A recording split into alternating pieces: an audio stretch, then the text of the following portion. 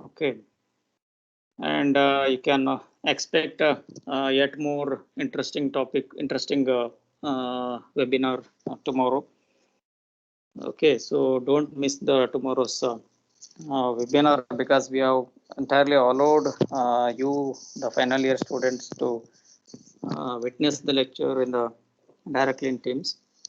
Okay, so take that opportunity and do attend the webinar. Okay, I hope you are could able to listen me.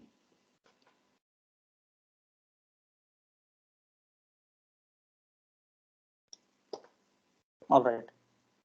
So let me go with the thermal analysis, which I begin in the last class.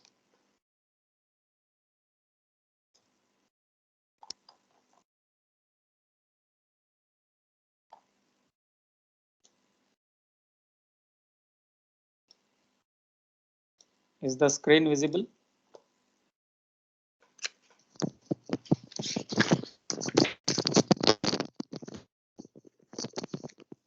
Can I get any something in response?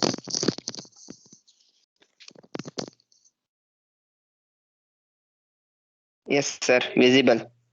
All right. So I hope I have explained these things regarding thermal analysis. Let me, yeah, we have seen these things also. The basics of TGA thermogravimetric analysis.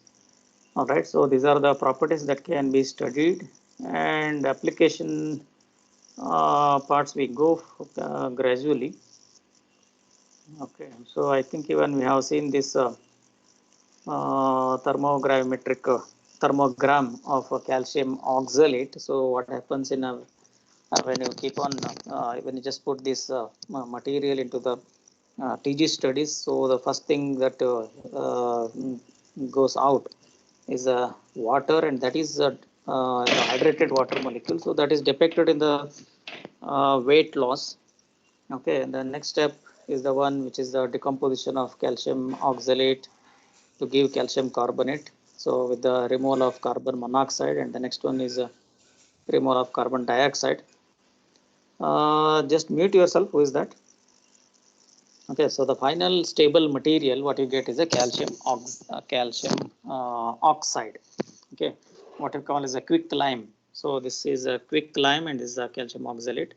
So this is the final stuff that remains, which is having a very high stability. Okay, so these variations that does happen when you put the material into the TG studies. Okay, so now decompose. Yeah, the same thing. The thermogram of this calcium oxalate has been shown. You can see the various portions here. The TG of this removal of water, which you get, and what is given in the y-axis is the weight loss. Okay, percentage weight loss, and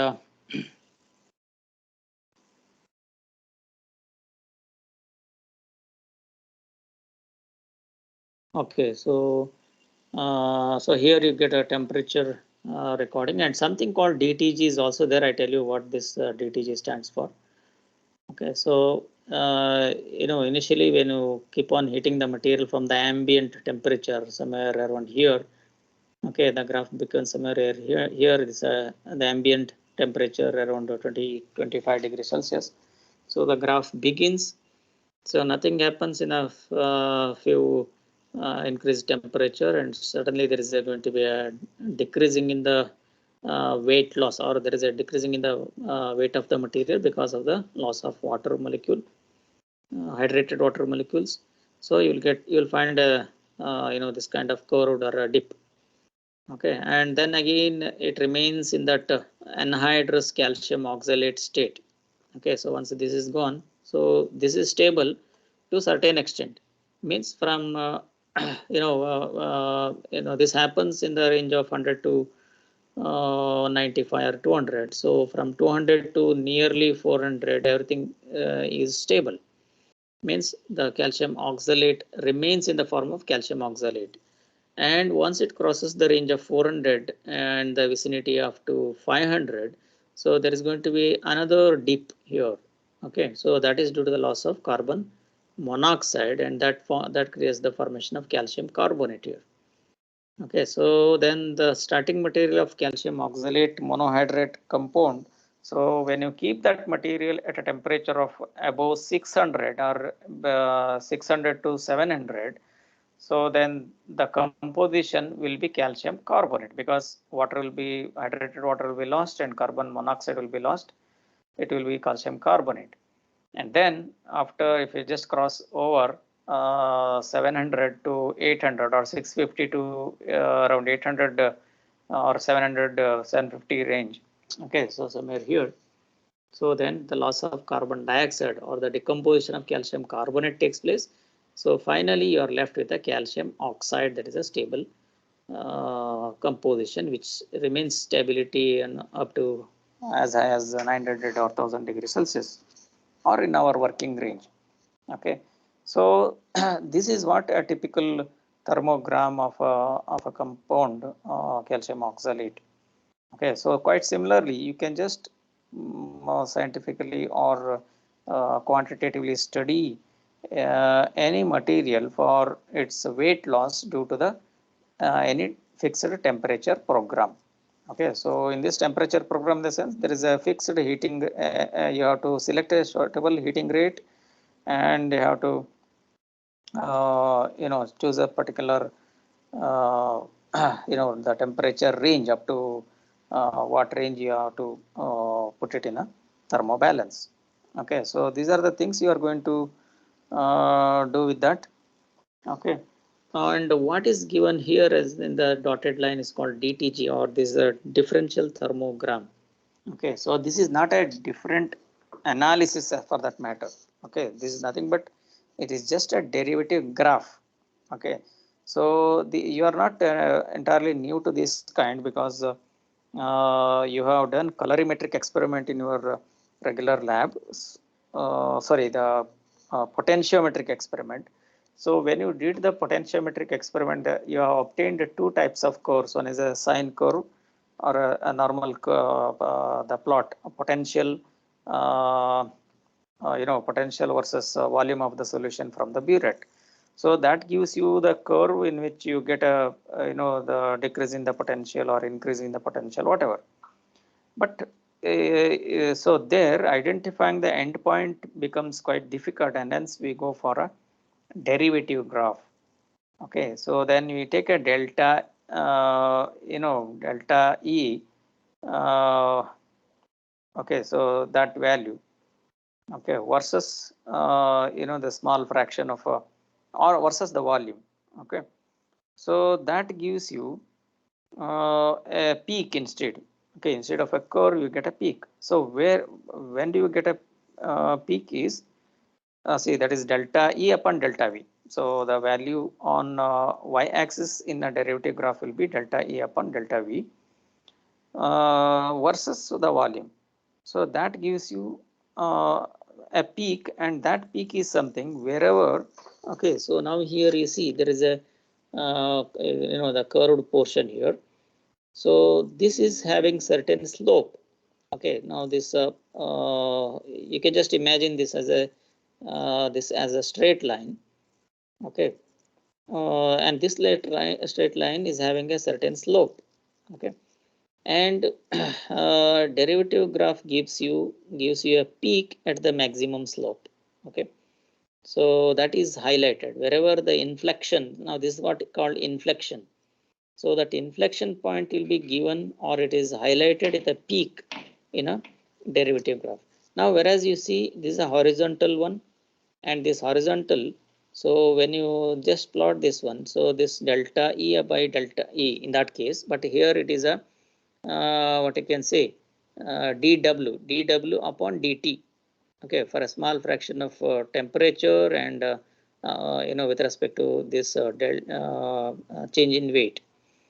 So this becomes 0, because there is no difference in the weight loss. There is no weight loss here. So there is no weight loss. Then dw is 0. So dw with respect to this temperature, this factor becomes 0.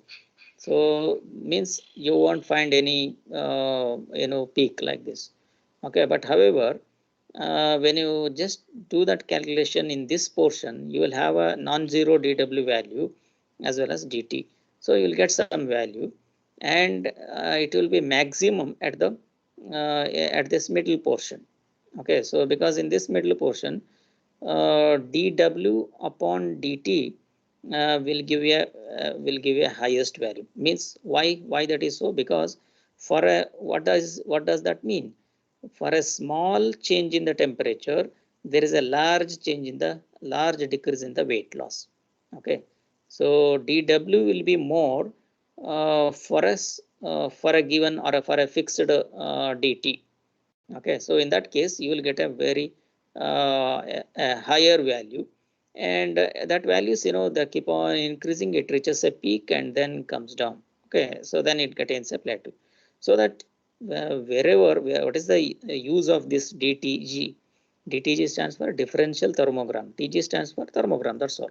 It's a normal thermogram what you see here, and what is written in the dotted lines, it is nothing but a differential thermogram. So this just to locate the peak position, the actual inflection point where exactly the larger weight loss is happening at what exact temperature. So that is clearly understood when you plot the DTG curve along with the TG.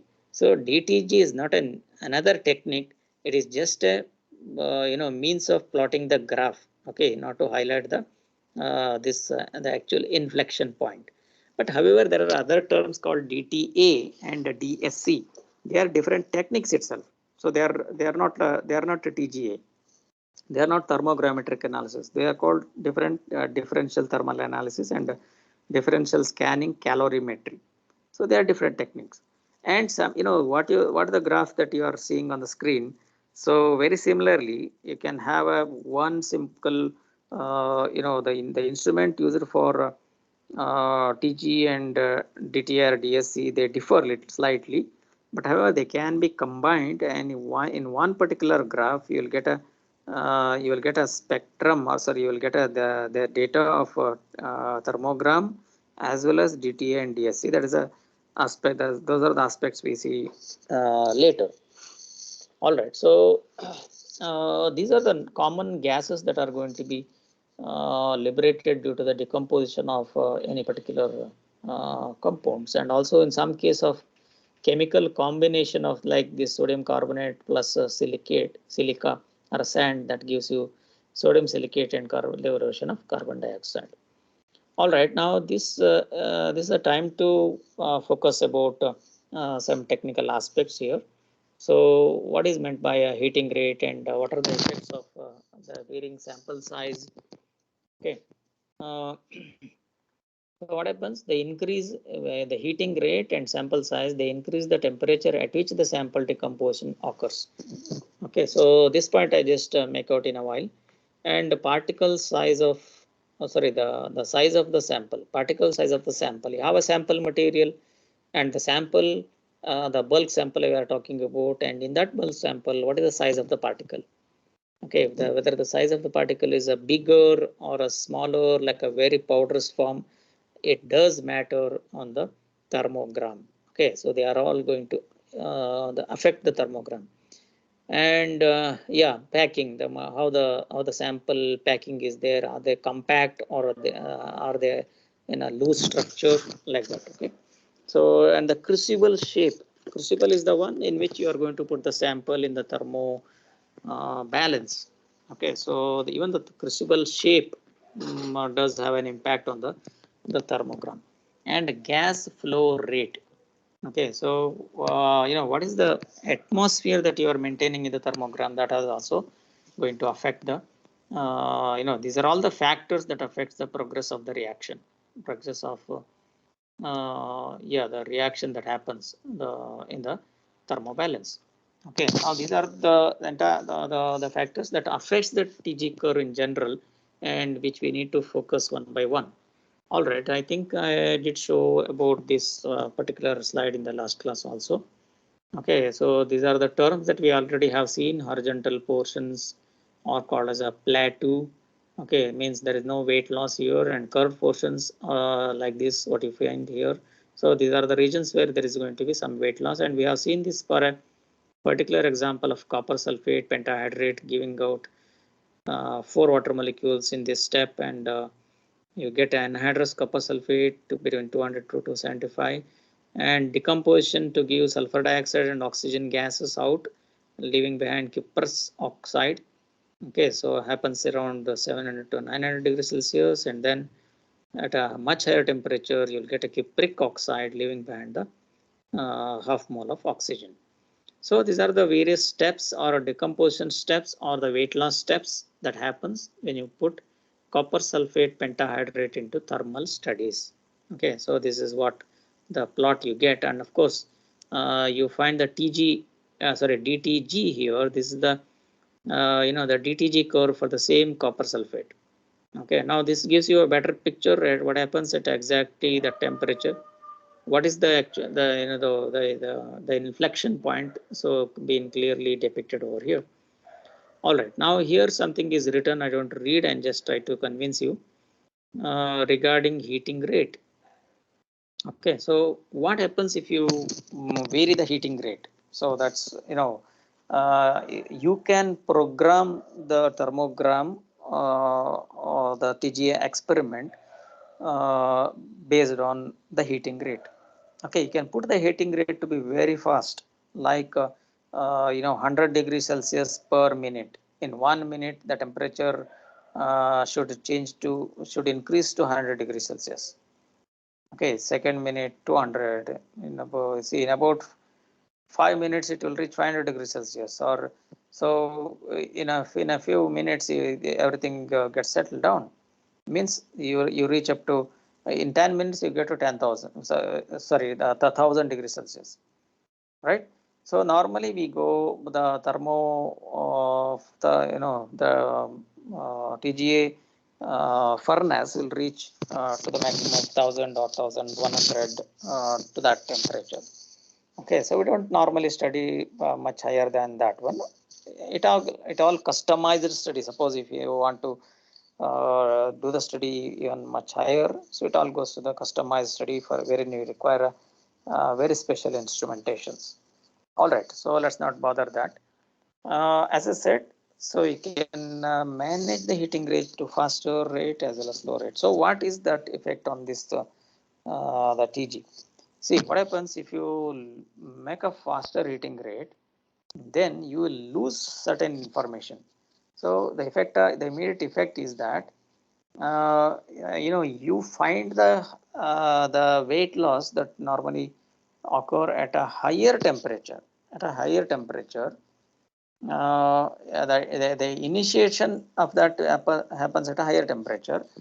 Okay, and you will get a dragging of lines. You won't get a sharp dip, or you won't get a sharp inflection point in case of the DTG plot or a TG plot. Okay, if you are using a faster heating rate. Okay, but instead if you use the the shorter or the longer heating rate longer heating rate sorry, I mean you put a span, like uh, 5 degree 10 degrees Celsius per minute. All right, so in such cases, or so that one to 100 degrees Celsius per minute. So faster heating rate and slower heating rate. Slower heating rate will give you very interesting thermogram in which you can get a minute variations in weight loss can be clearly seen in case of slower heating rate. But if you go at a faster heating rate, you are going to lose those fine structures. Okay, just for example, here you see in case of this one, the copper sulfate. So this is the major peak actually. What is happening? Yeah, here. See here you get a small inflections. This is what inflections you whatever here. Suppose if you increase the heating rate, you are going to lose these fine structures. Instead of just one start from here and suddenly it will start later, and suddenly it goes and complete here. So all these fine structures of the case of the B, so they will be lost. Instead you will get a broad one band or a broad peak. Okay, so if you go slower, then you can see the minute features. Okay, so this is what you can say. And how it is technically, it is this can also be proved. Like now you have a heating program here, or these are the temperature at which the weight loss is set or is going to initiate. Okay, now there are two the peaks that are, so the inflection points that are shown, A, B and C, D. Now what is said is the CD is the one which is found for the same material when you study that in a faster heating rate, whereas the AB is the case for the same material which is studied at a slower heating rate. Then what is the use of this? See, remember, if you go for faster heating rate, okay, now the onset of weight loss is beginning at a higher temperature. So you if you just calculate the TC, so A and C are the, these are the positions with respect to, y-axis. But if you say TA and TC, this is the position then with respect to the temperature axis. Okay, now in that case TC is greater than TA. Okay, or TA is less than TC, that is given here. And also you can visibly understand that TB is less than TD. TB is less than TD for a same material, for the same the peak. Okay, so only difference is difference in heating rate, that you can see. And also you can just see the relation here, TB minus TA. Okay, this temperature difference, TB minus TA, this difference, okay, is less than TD minus TC, is less than TD minus TC. What does it means? So in case of faster heating rate, there is going to be a dragging effect. Means the weight loss occurs at a larger span of temperature, whereas in case of slower heating rate, you can see the same weight loss occurring at a very short distance. And onset of weight loss is also early in case of slow heating rate, whereas it happens at a later stage in case of a fast heating rate. I can just give you one easy analogy to understand this one. So there is a one saying in Kannada that Durada betta kannige nunnage. Okay, so if you are, that is one thing, of course. Maybe this may not be a good example, but I give another one. So of course, when you see a material at a longer distance, you see all these things getting merged, and you can see the smooth surface and all. But when you go and visit nearby that place,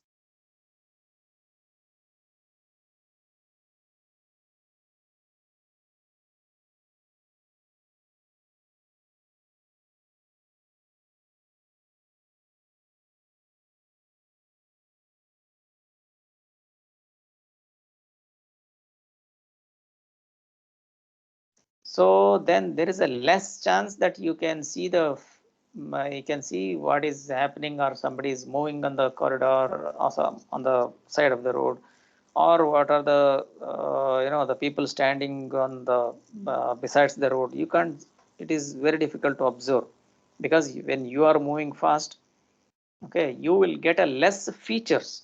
Okay, you can't see the entire features that is there in the surroundings. But however, if you are moving at a slower velocity or a speed, then you can have a little more time to just witness those things, or witness the correct features. But of course, so this is the idea. But here what happens, the best thing is, of course, slower heating rate will fetch you the thermogram, but it takes a lot of time. Okay, if you just keep on heating the material with a heating rate of 5 degrees Celsius per minute, then reaching up to 1000 degrees Celsius, it takes that much of time. You can just calculate. So you just have to leave the instrument, put on the sample, and set all this program, and you just have to leave it. Okay.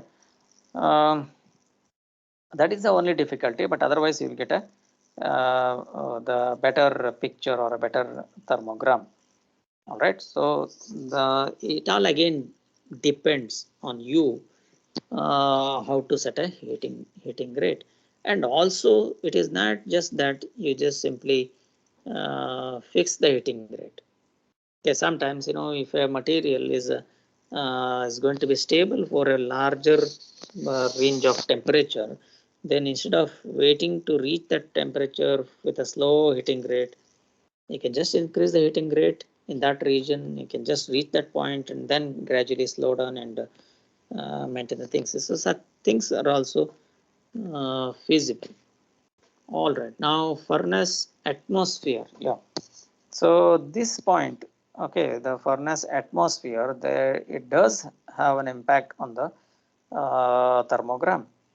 Okay, so it could be a the atmosphere inside the thermobalance or a furnace. Okay, that is called furnace atmosphere. So one thing is a static air. So you can see here.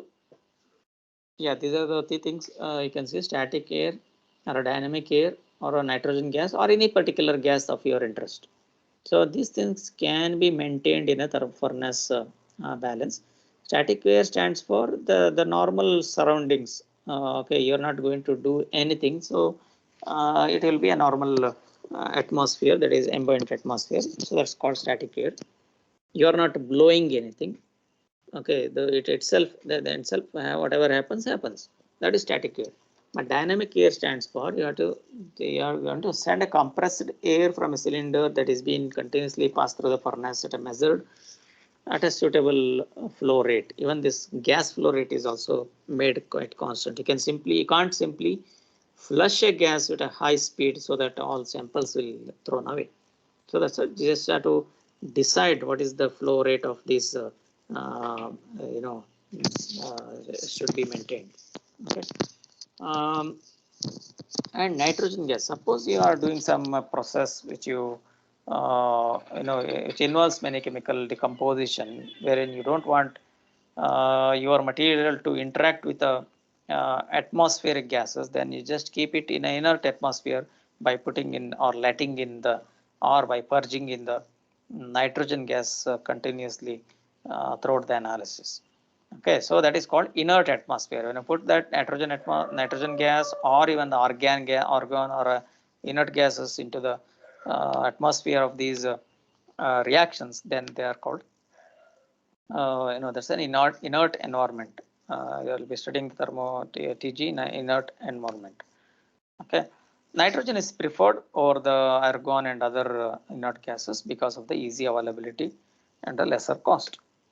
Okay, so now this is the furnace atmosphere. Suppose what happens if I use a carbon dioxide instead of a static or dynamic air in the decomposition of a calcium carbonate or a calcium oxalate. Okay, so then what happens? So the atmosphere of carbon dioxide, that is going to affect the thermogram. So that is going to hinder the the weight loss step. Okay, so the decomposition to when the carbon dioxide itself is given out from the the sample. Okay, so it could be having a reversibility, and if you are putting the atmosphere also in a carbon dioxide, then the process of that decomposition to give out the carbon dioxide, so that takes that happens at a lot of difficulty. Okay, so then you just have to increase the temperature and furnace temperature, or the onset of this decomposition takes at a longer time at a higher temperature. All right, now the next thing is a crucible geometry.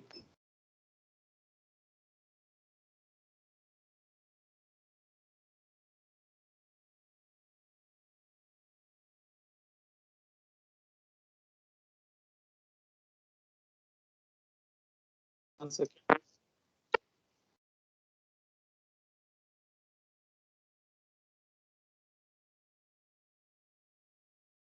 Yeah, I hope I'm there on the slide. The geometry of the crucible is also going to alter the slope of thermogrametric curve. Okay, so normally what happens, a flat shaped crucible is preferred over the cone shaped crucible, because if the sample that is put on the put inside the crucible, it should be, if it is a well spread with a thin layer, then the temperature that it is going to feel, it remains uniform. Okay, so then you'll get a so better picture or a better thermogram. So because the weight loss can be easily felt by the instrument, and it will record and gives the plot. But instead, if the crucible geometry is having a different shape so that you can't spread it, okay, if you're just putting that in a cone shape, then what happens? Uh, you know, the gases that the decompose, if any chemical decomposition will happen by the evolution of certain gases. Okay, so in case of cone shape, so then the evolution of gas, the given the removal of gas from that position, it becomes little hindered. So that is going to alter the this thermogrametric analysis. Okay, so that's how it's as far as possible, flat crucible geometry that is useful and that is better uh, used. All right, now the instrument design, if you just would like to make out. So then there are some requirement like thermobalance. Okay, thermobalance is a device that is used in the TGA analysis. Okay, it should be capable of continuously registering the weight loss or a weight change, in some case weight gain also, of the sample studied as a function of temperature and time. Okay, with a continuous increasing in the temperatures, there should be continuously the weighing the sample should happen automatically. Okay, so furnace should reach the maximum desired temperature. Okay, so then this for a modern thermo balances, so you can see this much the extreme temperature range minus 150 to 2400 degrees Celsius. Okay, so this much can be achievable with it all again depends on your requirement to go with. Okay, so it depends on your requirement. The rate of heating is a linear and reproducible. Means you just have to fix with this one. Okay, so you have to fix a suitable heating rate by performing the experiment for several times. You just have to decide which heating rate will give you the optimal or a better reading. Okay, so either you make it slow or increase it, so that finally it has to be settled down. The sample holder should be in the hot zone of the furnace, and this zone should be of uniform temperature. Okay, because that's quite important. So these are the factors of instrumentation. Okay, the thermobalance should have the facility for provision of variable heating rates. Okay, so this is what I said. So the variation and control over this, the heating rate is one of the essential criteria, and also you should have a control over the furnace atmosphere. Uh, okay, and also you should be able to go for a in vacuum studies, right?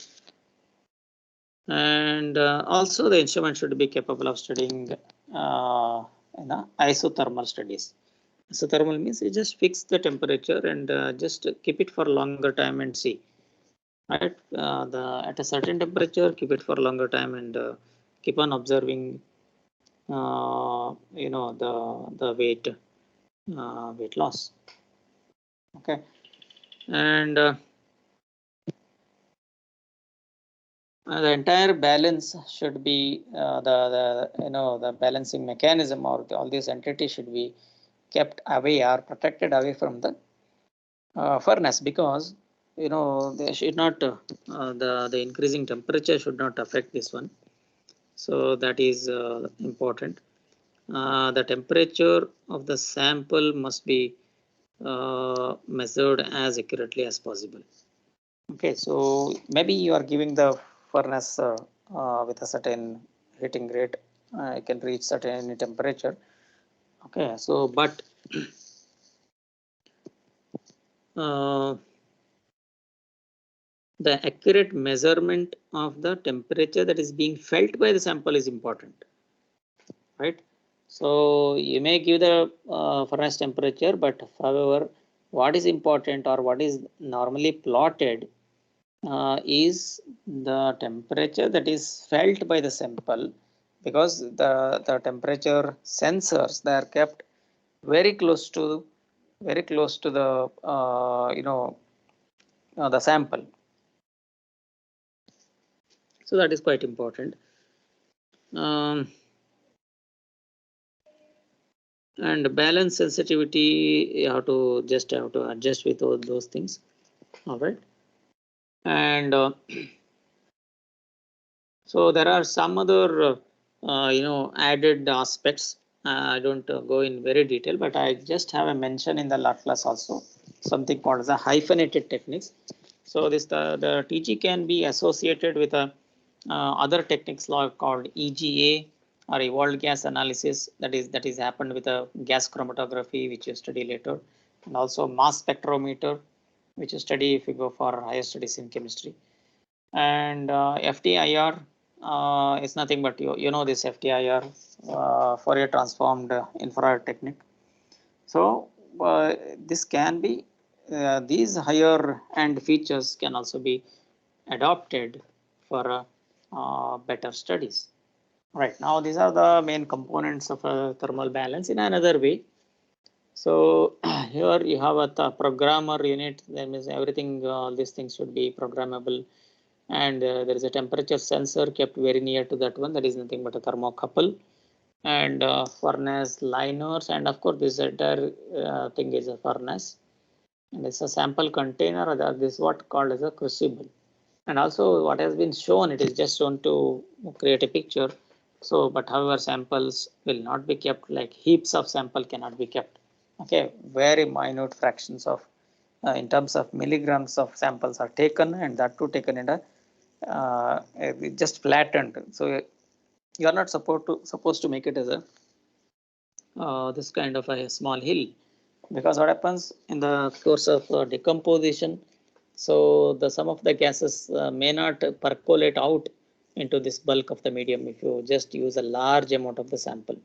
The amount of the sample that is used in the TG also have an impact on the thermogram, because the same substance taken in a small quantities and spread over in a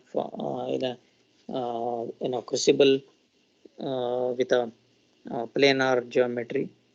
Okay, so that will differ from the instrument wherein you use everything else same, but you increase the sample volume and just put them in a heap like this, what you find here. Okay, so these are the differences that you might find. Okay, so let me not go in very detail about the instrumentation and individually how exactly the weight is being taken and all. So there is something called as a null balance method. Okay, null point balance method to take out the this balance, to find the balance also. Let me move on to the next slide. Now this is one of the thermogram. So that is given for what is this hydrogen carbonate compound. Fine. Now this is what quite important. I just make out in a this last slide I am going to discuss. Of course, we'll extrapolate this application with a particular examples in the next class, but I'll just give a glimpse of this one. Is it is a generally the applications or the utility of thermogrammetry. It is done at a four different points: determining the purity and thermal stability of both primary and secondary standards. Okay, so determining the purity and thermal stability of primary and secondary standards. I tell you all these things in detail later. So this is something to say with a titration or a titrimetry. In case of titrimetry, so I think I did have explained. So what is meant by a primary standard, or what are the qualities of a primary standard compound, and in what case we use secondary standards and all these things. So we have studied that primary compound or a compound with a primary standard quality. So they are said to they should have a that should satisfy the some conditions. Okay, so some sufficient conditions and necessary conditions and all those things are there. So that you have studied earlier in the first semester, but now how to, we have said the compound to be primary standard, it should be highly pure, the material should be stable, it should not undergo any chemical process or a reaction, and also we have said it is should be soluble, easily soluble in the medium, and it should molecular mass should be as small as possible. All these things we have studied already, but here in this perspective, how do you say the material is stable? So the stability of the material or the purity of the material and the purity of the material, remember these two are the different words. Okay, what is that? Purity is different, stability is different. Purity stands for any unwanted impurity or unwanted material being there along with the material of your interest. Okay, if I say the copper sulfate dot copper sulfate pentahydrate. So what is according to your what do you mean by purity and stability? Purity in the sense whether it is only copper sulfate pentahydrate or any other the metal salts are there along with that. So that is called as a purity aspect. And then the stability, thermal stability, I hope you can understand. So what is going to happen when you put this material into TG studies, okay, at a higher elevated temperature, what happens to this material, that is called as a thermal stability, and investigating the correct drying temperature and stability of the various weighing forms of the gravimetric analysis. So this point also I elaborate in the next class. Okay, this is something to do with the gravimetry, and the first point is something to do with the titrimetry. So look at that, titrimetry and gravimetry. So there are some uses of this TG. Direct application to analytical problems. Okay, so this also we come across, and determining the composition of alloys and mixture alloys, fuels also, fuels, polymers, and all these things.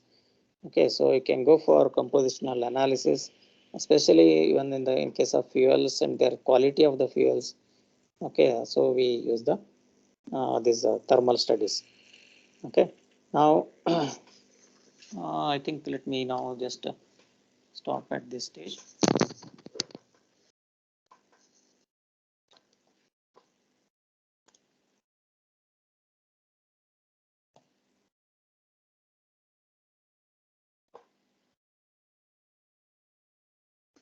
All right, so just wait for a second.